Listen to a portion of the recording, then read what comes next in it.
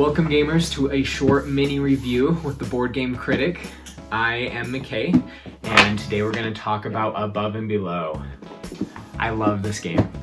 I think it is designed by Malorie and Ryan Laukat, and they have done such a good job. A little bit of a confession, I have a little bit of a fan crush on the Laukats. They just do such a good job.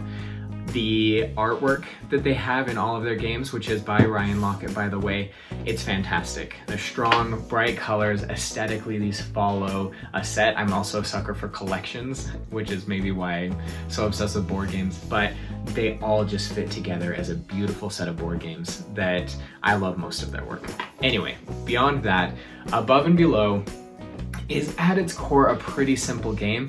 There are some moments where it just feels kind of complex. If you're familiar with worker placement games, I would consider this a worker placement game, but it goes so far beyond that. I think I've only found one or two worker placement games that I really enjoy. This is one of them. Basically, for those of you who don't know, a worker placement game is a game where you have little workers, and what you do on your action is just place one of your workers. Placing that worker will trigger something to happen. The idea is that you are the overlord sending your minions to go do certain things.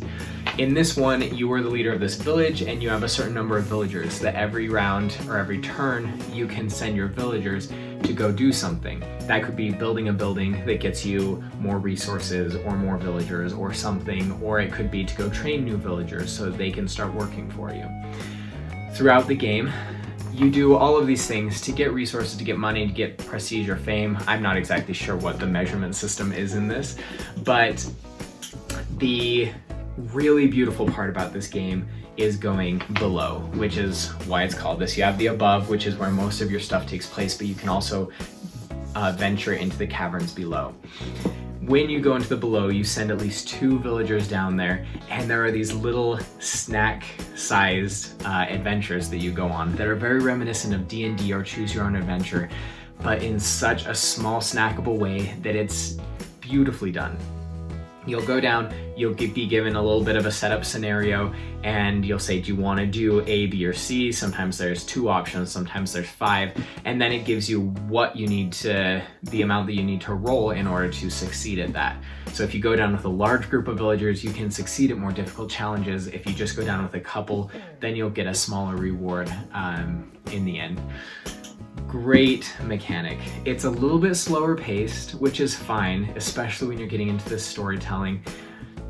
It is balanced really well. I gave this a pip for its play count. I think it feels fresh. It's old mechanics, but applied in a fresh way. The best part about this is all of it works great together to create an experience that just feels like you're there, and it feels like you're sending these villagers. One thing that took me by surprise, you have these little illustrated characters, and you start falling in love with these characters.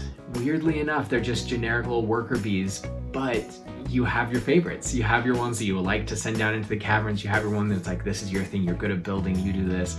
And there's actually this weird sense of affinity for these little workers, which I've never before experienced. I mean, worker placement games are notorious for just like, yeah, I have this little army of minions, I don't care about them kind of a thing.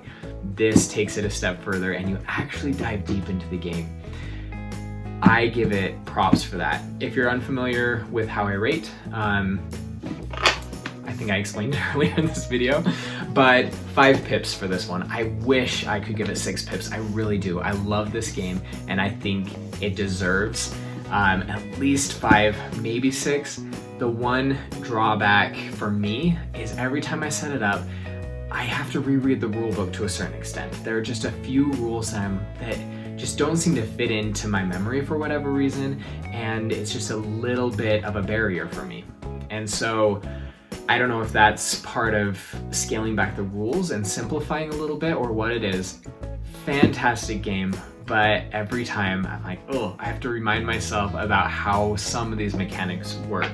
So if Settlers of Catan is a little bit daunting to you, or you can't get into really, this isn't even a really complex game, I would say this is one step above Settlers of Catan. If you're like, yeah, I want something a little bit deeper, a little bit more involved than Settlers, go for this game.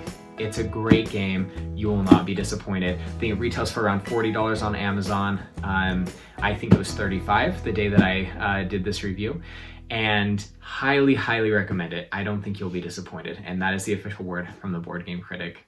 Have fun gaming.